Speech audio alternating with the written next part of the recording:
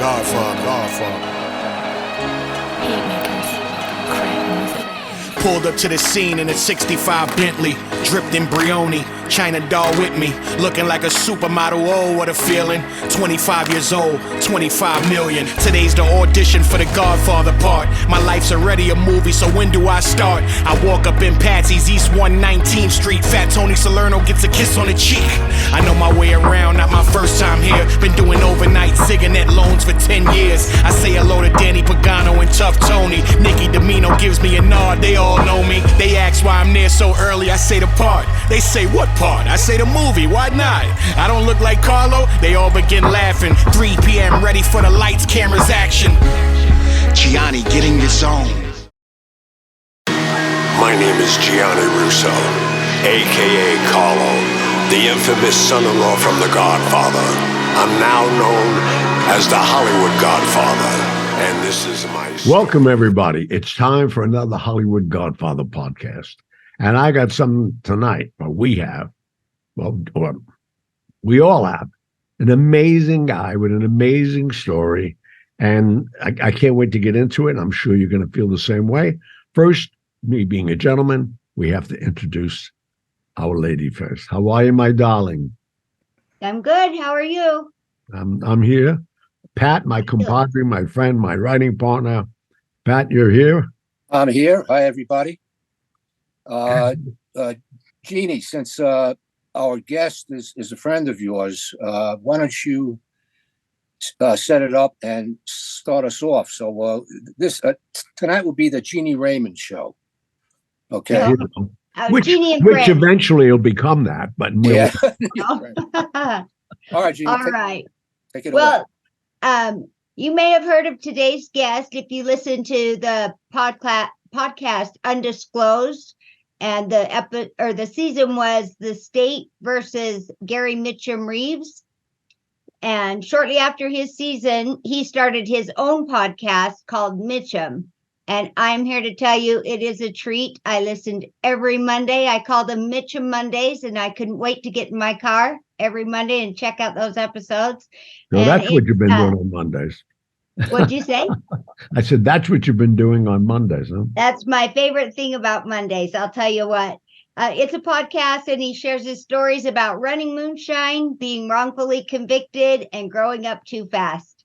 So my friend, Gary Mitchum Reeves, but we call him Mitchum. Welcome to the show. Well, thank you very much. It's always good to see you, Jeannie. And it's so good to see you. Here. I'm very honored. Thank you. We're so glad to have you're you. Here.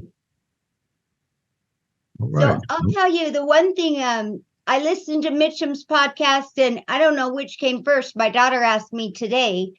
I don't know when I picked up on Hollywood Godfather, but I know I listened to Undisclosed, which was fantastic. That's where I've always got a headpiece in or an earpiece in and listening to a podcast. So I listened to your story on Undisclosed. And then I tuned into the Mitchum podcast, and you, like Gianni, tell us a lot of your life story and growing up and how you got started. And it's fascinating to me that at 14 years old, both of you turned and made such big strides in different type of business, but at such young ages. And I look at the young kids today, and I think at 14, there is no way they could have done what either one of you did. So you want to tell us a little bit? It's a different world than it was at that time. I actually got started before I was 14. May I say a couple of things first before I get into that? Whatever you want. I always like to let everybody know, especially this hearing me for the first time, I had the greatest parents in the world. They turned 46 years old the year I was born. And I had 3 older brothers in World War II. One was with Patton. And so I was born late in life to these parents. They were cotton mill workers. They worked in the cotton mill. My father was orphaned at 8 years old. He got in the service during World War I before he was 16 years old. So the things I did in life, my parents had nothing to do with it. they didn't condemn me, they didn't condone it, but they always were there for me. So when I tell about all these wild and crazy things that happened, my parents had nothing to do with it. That okay? Of course. bet. That's what we call a disclaimer. It's okay. Yeah. About said that same thing. Okay. Where do you want me to start, Jenny? From the beginning, you got That's right. days. Just go. We want Okay. the story. Okay. Well, I grew up in Floyd County, Rome, Georgia, and because my mother's age when I was born, she suffered from post-traumatic stress syndrome. So I ended up staying with an aunt and my grandfather. That was my pioneer days. They lived out in the country. My grandfather had a fireplace that I would sit by at night, and he would tell me stories of him growing up in North Carolina and Tennessee. But my cousin, he owned a few beer joints. We call them beer joints here in the South. Some people call them taverns. But these were beer joints. So as a young kid, I stayed with him a lot. And one of the places he had was 12th Street Beer Joint. If you can imagine this, and this was during the segregated South. So this is 12th Street in East Rome. It's a two-lane street. He had his place. You could hear the country music playing from there. You could walk across the street, and a guy named Buddy, he had a place, and he had a barbecue place and a tavern. My cousin would give me money so I could go over to Buddy's because I loved his barbecue. He had a place in the back for white people to go. And so I would go in there, and that's when I fell in love with Sam Cooke, Bass Domino, and that type music. So as I grew up, and one of my brothers, would bring in moonshine from the next county over was Polk County, a place called Easton Hill. That was the hub of moonshine making. And then back in the Prohibition days, they shipped truckloads of moonshine up to Detroit, New York, all over the North. And so I got acquainted with that world pretty fast. But my brother, he would pick me up. I'm probably maybe 10 years old, and go with him to stash the moonshine. We had different stash locations. Let me just ask you one question. What year are we talking about so our audience knows? This was after Prohibition, right? Well, You're not no, that old. this was during the 50s. There you go, yeah. But Prohibition, Floyd County was dry for liquor. They didn't vote liquor in here till 1972. But they Okay. had beer taverns, beer joints, and it was legal. But the bonded liquor, you could go to Atlanta, Chattanooga, and pick up bonded liquor. But Rome was dry for it at that time. But what I was saying about the Prohibition days was this Easton Hill in Polk County, Georgia, was known for the moonshine capital of Georgia, and they shipped moonshine up north in tankers back then. Wow. And this was before my time, but my older brothers, they knew about it. So my brother started. I would go with him and to stash the stuff. So I learned to drive these old cars. He had a '54 Mercury, and I learned to drive those things when I was about 10, 11, 12 years old. So by the time I'm 14, I can drive a car pretty good, real good. And so there were a lot of shot houses in the rural areas of Floyd County, bootleggers, where a shot house was where you could go and drink on the premises, like 25 cents a shot, maybe something like that. They'd have a jukebox in the living room, pinball machine on the front porch. And so I started delivering to these places because the law didn't know me yet. They got to know me. Didn't. So I'm delivering liquor to these kind of places, and you never knew what you were going to run into. One time I walked in a place and there was a knife fight. Guy had cut a guy all to pieces, and I made a quick U-turn and got out of there real quick. But it, as a kid, and my '51 Ford, I had a lot of fun. I enjoyed it. Well, my brother kind of got out of it. He decided to go down toward Atlanta and run a U-Haul place.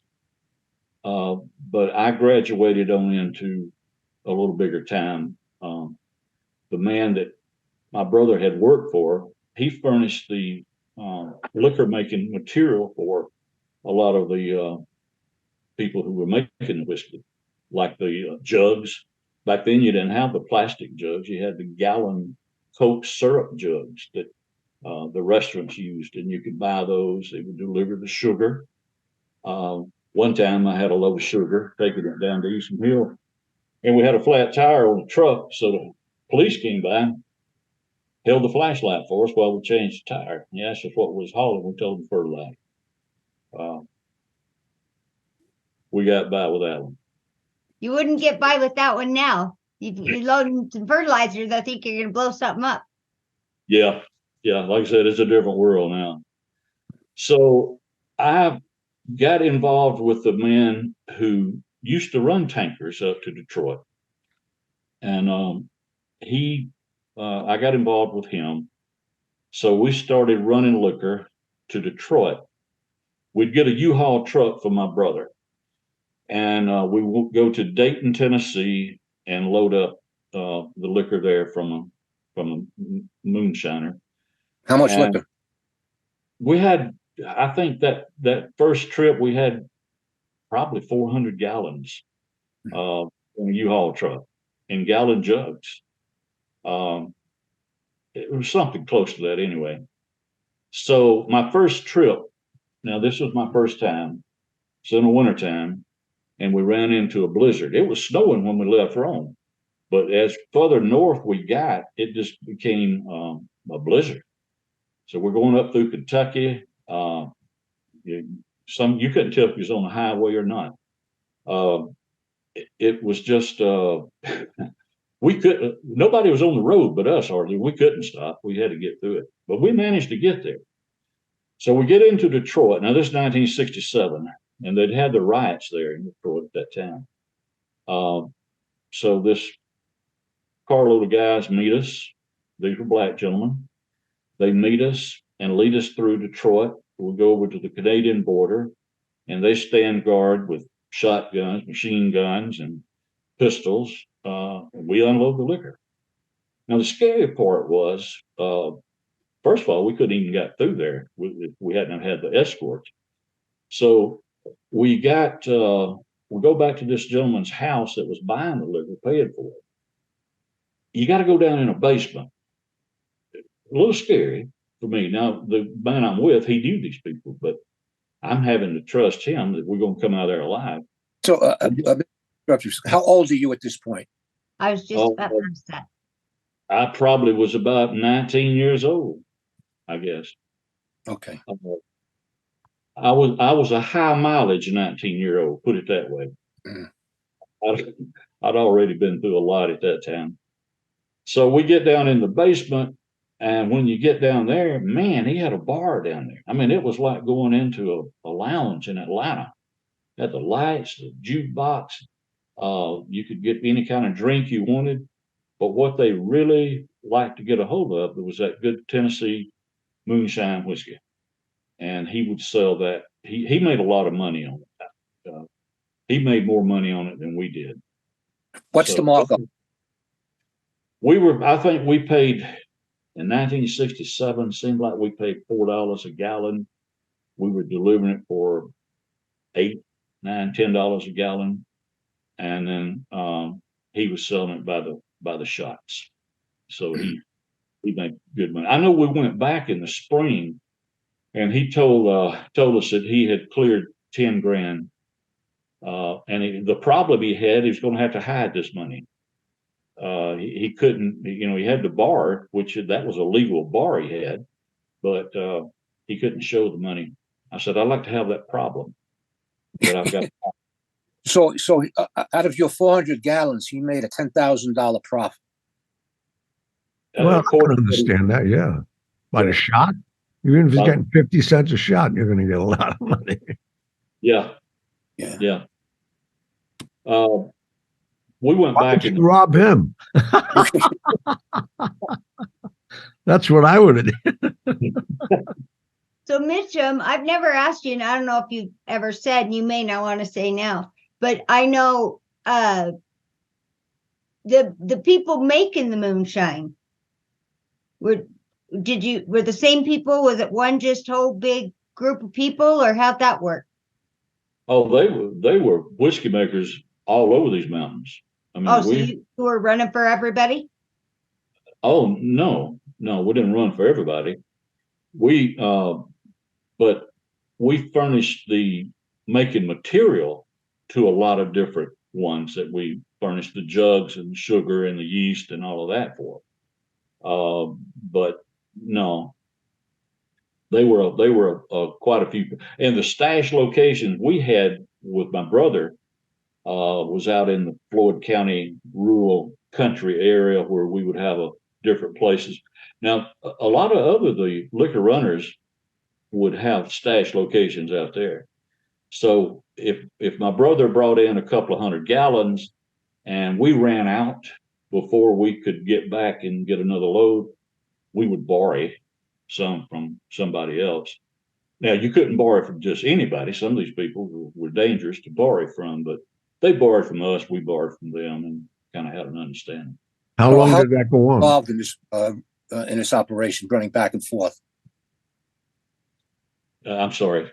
How long were you involved in this operation, going back and forth like this? From the time I was 14 years old to probably about 1970.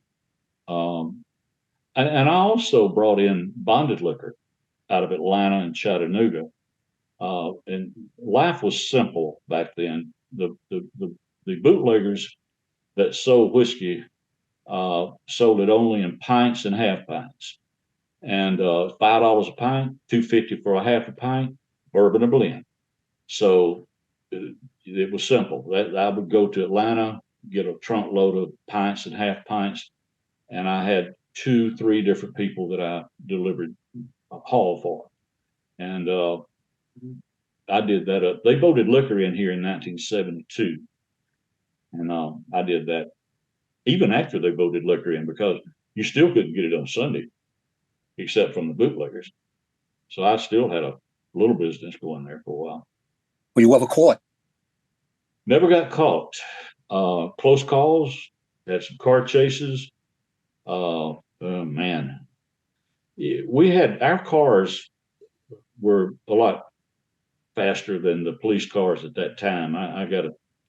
They didn't have a chance of catching some of us, but once I could get, if I was in a chase, I'll give you for instance, I had a 53 Buick, and cars help me remember a story. Okay, this 53 Buick, and I'm coming through the city of Rome.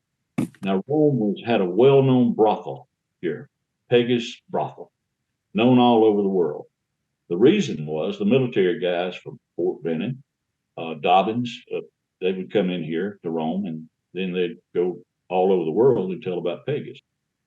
So I'm flying by Peggy's house, and the hood flew off that Buick and landed at her front door. So can you imagine the noise the 53 Buick hood makes landing on concrete? They didn't catch me, but they caught my hood. So I got away. If I could ever make it to the dirt roads, we had hiding places out there, and had you rigged up where you could turn your tail lights off, so they couldn't see your tail lights. How much money would you think you made during that time?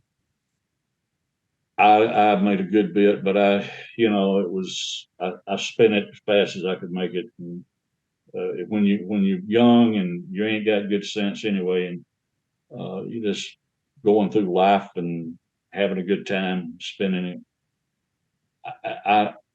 I can remember making several thousand a week in the 60s, which was good money back then. Oh, it's good money today. Hello.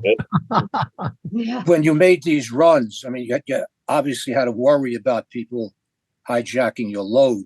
Were you armed? To the bear. Yeah. Yeah, we were armed. Did you ever have a problem in that regard? There was one time we had a bit of a problem, but we escaped. There was a bit of it. There was a shootout. Do what, Jeannie? Is that with your cousin? Yeah, I had well, it wasn't that cousin, it was another. Normally I ran alone. I didn't usually have anybody with me, except on those truckloads. We'd do two guys, but we had a problem one night, and it was really up toward Tennessee. We ran into a situation. What kind of a situation? Well, somebody had found out our route, and they were waiting up the road with us up for us to. Well, you seem hesitant to say because there's the statute of limitations on murder. So I know about that. So we should move on to the next subject. Where were we? Anywhere you want to be. So, well, we're go ahead. Oh, go ahead. You ready for a commercial? Yeah, we are. Yeah. Are we already? Yeah. Okay. That was fast. We'll be right back. All right. Don't go nowhere. We know where you live. Today's show is being sponsored by Corleone Fine Italian Food Products. This sponsor really means a lot to me. Corleone Fine Italian has taken the heart and soul of the Godfather films and created a line of food products that include pasta sauce, balsamic vinegar from Modena, Italy, Genco extra virgin olive oil from Sicily. They created delicious pasta sauces, marinade, tomato basil, arrabbiato, and my favorite, Clemenza's meat sauce. You will be amazed. You will think your grandmother made the sauce herself. CorleoneFineItalian.com. That's CorleoneFineItalian.com. All right, we're back with our Mitchum. I like that name. I heard your name all my life. My mother was in love with Robert Mitchum. I got to talk with him on the phone once. My sister was a Robert Mitchum fan, and she named me after Robert Mitchum when I was born. She was 18. I knew that had to come from there. I knew it. Yeah. Yeah, So how you get Robert Mitchum on the phone? Yeah, I wrote him a letter during the. I'm jumping ahead of myself, but it's a funny story. I mean, he did call me after I wrote him a letter, which, well, if I get way ahead of myself, but I wouldn't. That's okay. This doesn't have to go in order. We can hit a story. Well, in 1990, I got an administrative pardon from the Pardon Parole Board. I did 7 years for the murder. I did 9 years on parole.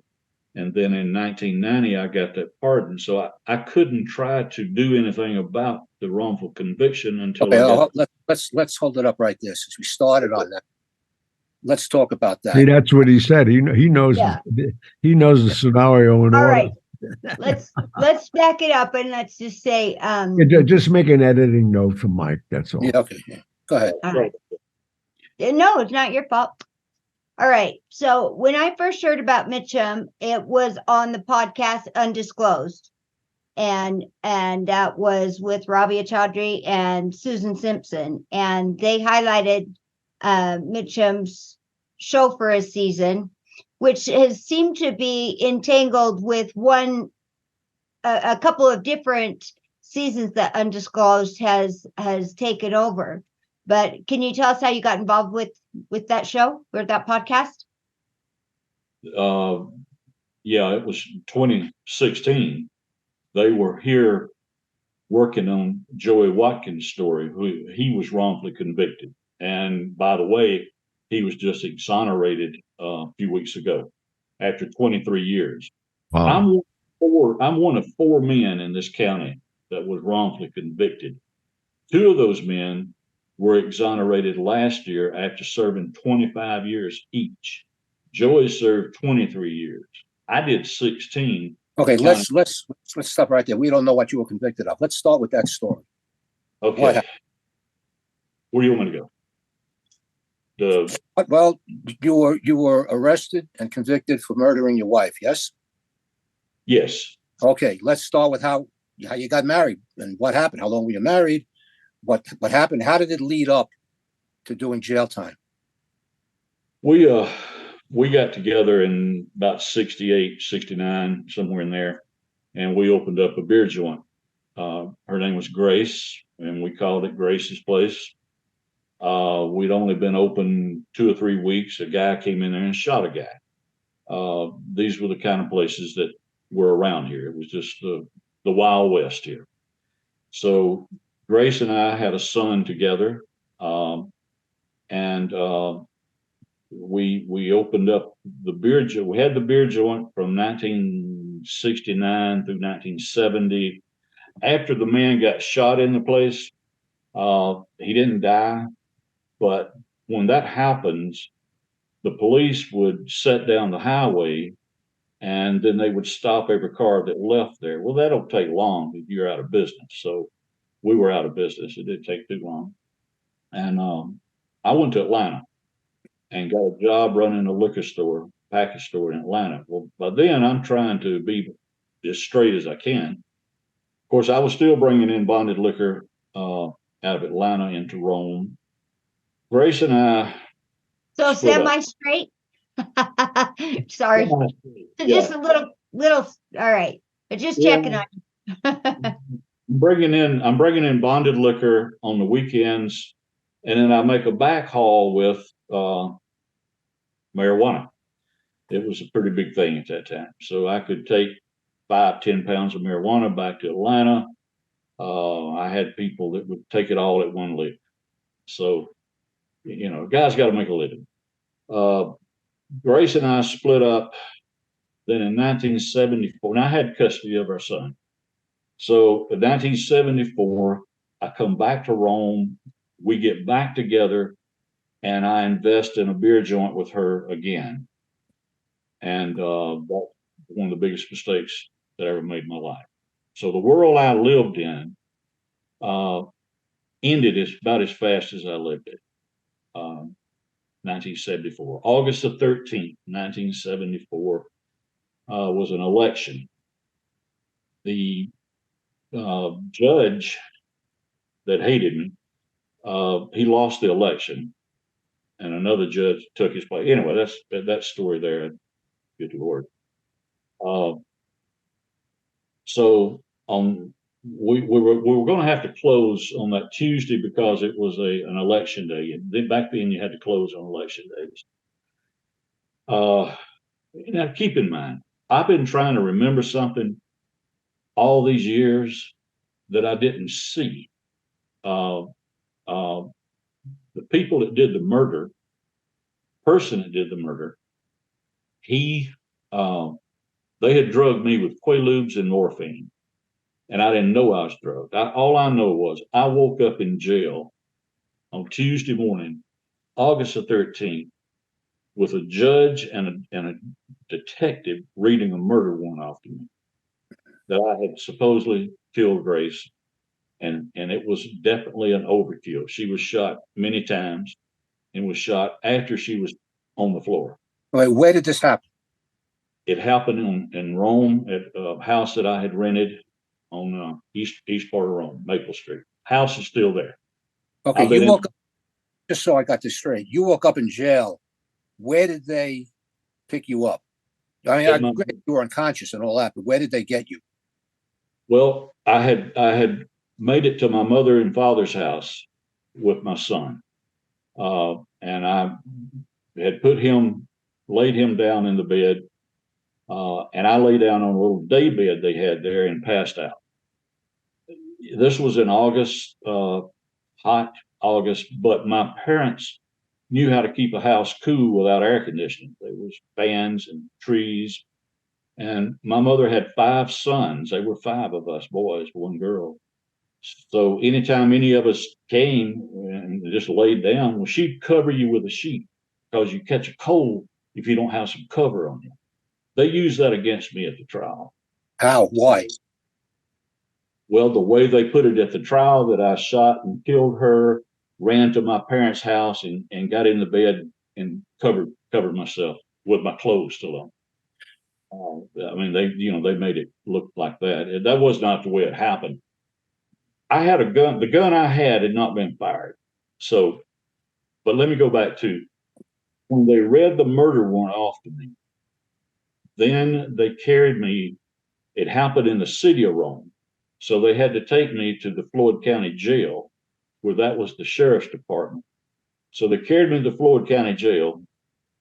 Man, I'm dying. I mean, I can't keep anything on my stomach. I can't keep water. I don't know what's happened. I got no memory. And so I asked the deputy when I got there, I said, look, could y'all give me something for my stomach before you lock me up? And he said that the county can't afford to take you to the hospital and you're going to get the death penalty anyway. I didn't ask to go to the hospital. I just asked for something for my stomach. So they put me up on the 3rd floor in a side cell, filthy, rat infested. I mean, it was, and there I am. And I'm almost died in there. So first thing I had to take care of was to make sure that my son was taken care of, and my mother, I arranged for them to get temporary custody of him. Now, keep in mind, everything I had was stolen. I had nothing. I had no money left. Had nothing. What? So, under what circumstances was she killed, and why were you arrested? Why you? Because when the police got to the scene, her 2 teenage daughters told them I did it, and they had tunnel vision. When actually, one of the daughter's boyfriend is the one who actually did the murder, which I can get to that place later. Yeah. At the time, I didn't know what had happened. I learned from the GBI years later that I wasn't even there when she was actually killed. But that's the Georgia Bureau of Investigation, right? Yeah. So, so I'm in jail, and I'm sick. And my parents were trying to, my pop was trying to arrange to get me to at least get a doctor, somebody to look at me. So the judge decided he would send me to the hospital, which was the state hospital for the criminal insane in Milledgeville, Georgia. That's where they sent me. So I ended up in Milledgeville, Georgia, in a place called the Binion Building. I was there for 9 weeks for the criminal insane. The best part about it was at least it was air conditioned. So, So Mitchum, at what point did you realize that you were arrested? They came and arrested you from your parents' house? yeah. I can kind of remember them arresting me because one of the officers that arrested me said at the trial that I didn't appear to be drunk, I appeared to be drugged. But that just went over everybody's head. So they bring me back to the county jail, okay? And by then, they had to appoint me an attorney. So here come a deputy with a guy, and he was drunk. And I said, good grief, I hope they don't put this man in the same cell with me. Meet your lawyer. That's my lawyer.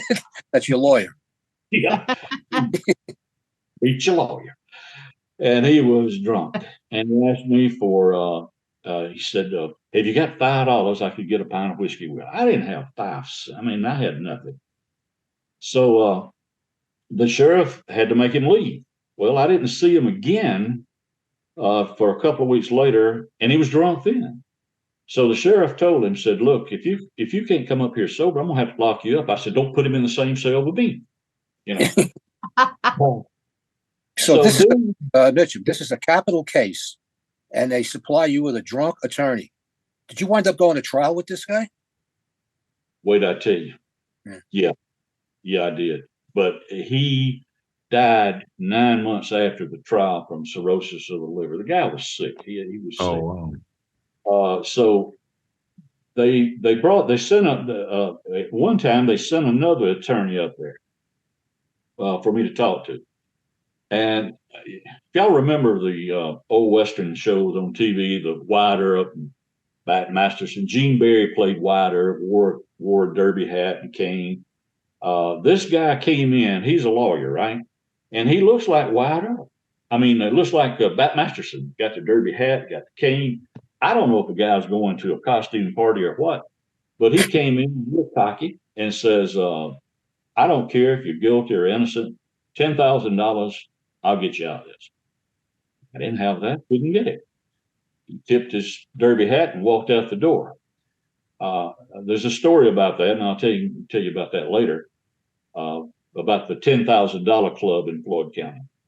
So as time went on, well, then if this is 1975, so then 1976 in January, they take me over for a trial, and the lawyer is so drunk, the judge sent him home and said, if you ain't sober tomorrow, we're going to have to get somebody else to try this case.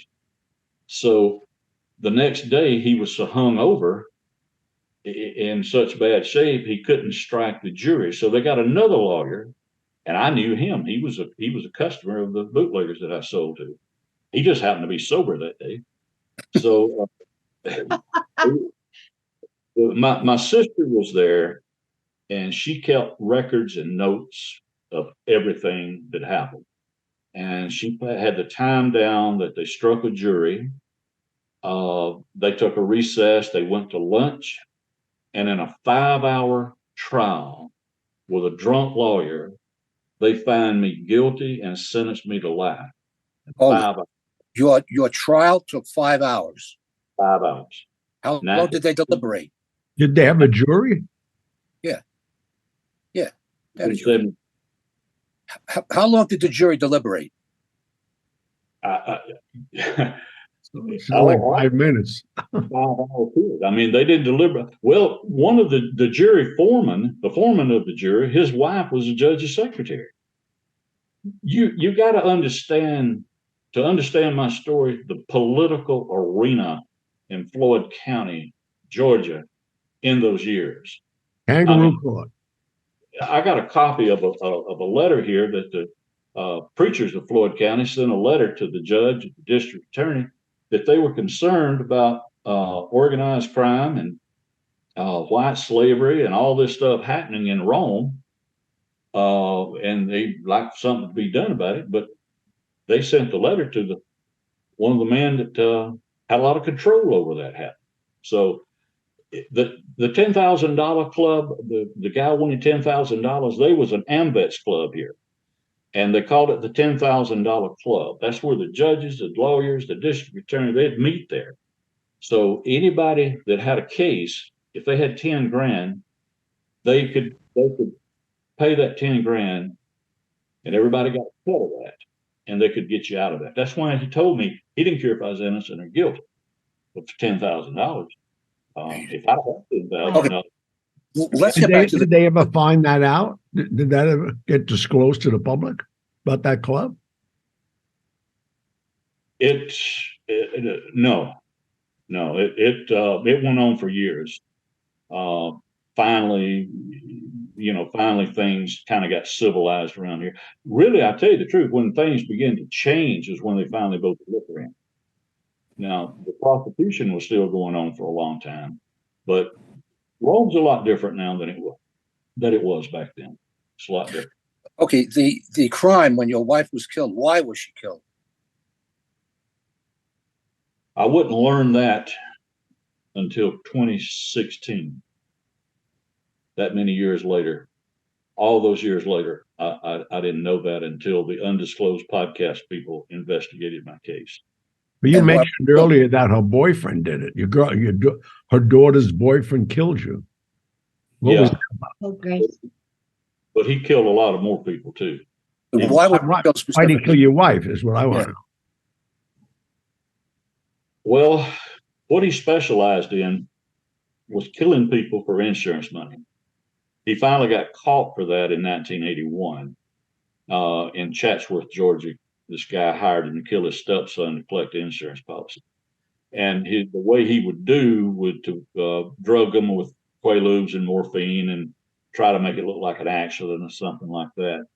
But I'm the only one that lived in that house that had a huge insurance policy. I had a $50,000 insurance policy, $100,000 if it had been an accident, but I had a will that it would have went for my children if anything happened to them. So tell us why he killed Grace? Because Grace would, he wanted Grace. He didn't want the daughter. He wanted her. And according to a witness years later, we learned that because she would not, I guess, help him kill me to collect that insurance money. They couldn't. Well, that makes sense. I mean, so whatever happened that night, it seems like a planned crime went bad. They loaded you up with drugs for a reason, which was to kill you. And the murder, yeah, and because of your insurance policy, because this was this guy's history, and somehow there was a falling out among thieves, if you will. Yeah, he gets killed, so that the police. I mean, obviously they didn't investigate this very well. I mean, no, they didn't. Was this guy, the guy that did the shooting, was he politically involved with the regime in that town, with the police, the judges, and everybody? In other words, why did they pick you? You're the drug guy. You're the person that, I mean, just adding it up, you're the victim. This guy's a track record of doing these things. So was he involved with the police or with the prosecutors or judges or what? The guy was on parole. He hadn't been out of prison long. Him and another guy had threw lighter fluid on a man at the Floyd County Jail and set him on fire. I mean, the guy was a cold-blooded killer. Wasn't the very first, I could tell. Man. No, So, no. All right, so Mitchum, let me ask one question. Mitchum, why do you think they came after you? Why do you think they focused on you? Do you think it was because all those years of chasing you and they couldn't ever catch you from bootlegging and moonshining, or why did they set you up? That had a lot to do with it, but I'm going to have to go back to 1968 to explain that, if I may. sure.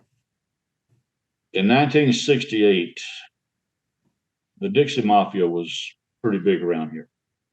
A judge here was associated with it. There was in Alabama, there was a robbery that took place, inside job, 2 cops that were in the Dixie mob. They stole a lot of guns, and they came into Esom Hill, Polk County, like everything else did. It would run through there and distribute out through Tennessee, all through the South. I heard one of those guns, I can't prove this, but one of those guns might have been the one that killed Martin Luther King in 68. I don't know. But I do know that the man I worked for at that time asked me to ride with him down to Esom Hill. I had no clue what we were doing, but how I survived those years, you don't ask questions. I worked for the man. I did what I was asked to do, and I had no questions, and I didn't talk it. We go to Esom Hill, we pick up some guns. One of those guns was a 30-06 Remington rifle. He always paid tribute to this judge. Anything that happened here, truckloads of Sears products stolen, hijacked, all of that, anything happened, the judge would pay tribute. So we delivered this gun to the judge. He didn't like it that I was in the car. I didn't like it that I was in the car, but I'm already there.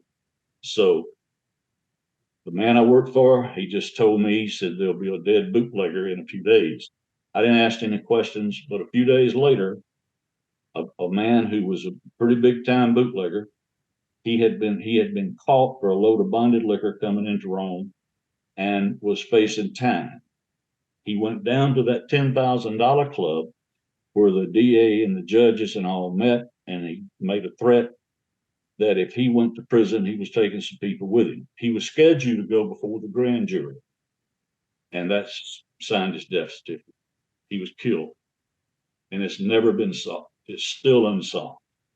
But that judge that appointed that drunk lawyer is the judge we delivered that gun to. Man, geez, that sent chills up and down my spine. I tell you, talk about, this is organized crime at its best or at its worst, depending on how you look at it. I mean, you've got the people who are sworn to protect and serve and all that. They're all organized criminals. Yeah. How do you protect yourself against that? Obviously, you don't, because you wind up getting sentenced to life in prison for killing your wife, which you didn't do. So we're coming to the end of the show. You'll be back next week to tell us how this turned out. And obviously, you're here. This was worked out some way, and we would like to know about it. But as they say, to be continued. And want to thank you very much for being here this week. Yeah, and thank you very much. That's right. Yeah, and we will see you next week. Thanks a lot, Mitch. Right. Thank you all. To our listeners, tune in next week, man. We'll find the finale of this great story. I'm telling you, man. All right, please be careful. God bless you all. We'll see you next week. Good night, everybody. And that was that. But I'll be back. Thank you for tuning in to the Hollywood Godfather podcast. Do you have a question for the mailbag? We love hearing from our fans and answering questions about past or future episodes, your favorite celebrities, or anything you'd like to know. Submit your questions online at HollywoodGodfatherPodcast.com, or you can call us at 646-776-3038 and leave us a message. Who knows? Your question may even make it on the air. Remember to follow us on Facebook and Instagram at Hollywood Godfather and at Real Gianni Russo. If you like our show and you like what we're doing, please leave us a review on your podcast or video streaming service.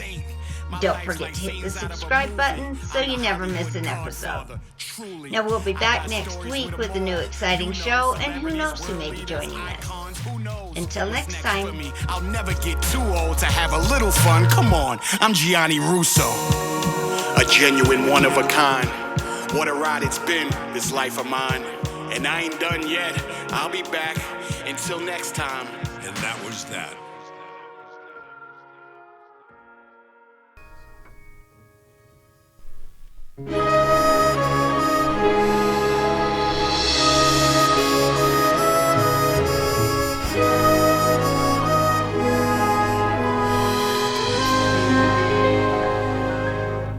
When I was 17, it was a very good year. It was a very good year for small town girls and soft summer nights. We'd hide from the lights on the village green. When I was 17,